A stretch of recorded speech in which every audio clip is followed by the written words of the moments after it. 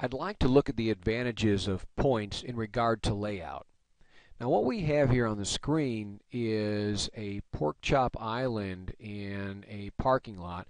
I'll kind of back away a little bit and you can see how things are kind of looking.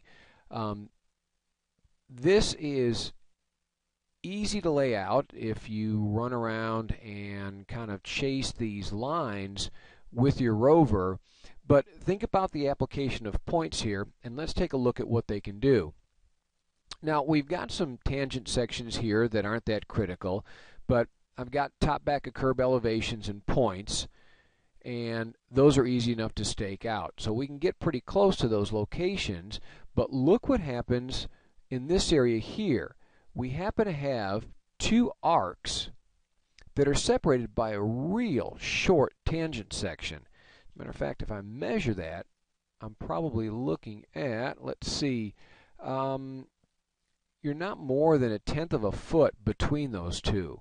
So you could lay it out, but if you use the radius points, this one for the small arc, and if we use this one over here for the big arc, you're going to have a much better chance of making a nice looking connection between these, and that becomes more obvious when we get to this little bit longer tangent section here.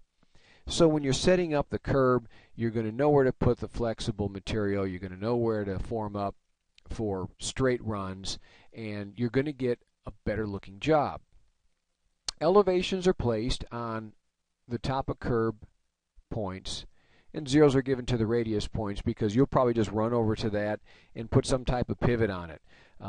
I like to use a nail, and oftentimes we'll actually take a piece of string that's the radius and store it on that hub, and all you've got to really do is just take a carpenter's pencil and slip it through a loop at the end of it, and that'll give you that arc so you can take and strike that and locate other parts of this arc by just setting up on this radius point. Again, great time saver, not hard to use, and something that everybody can benefit from.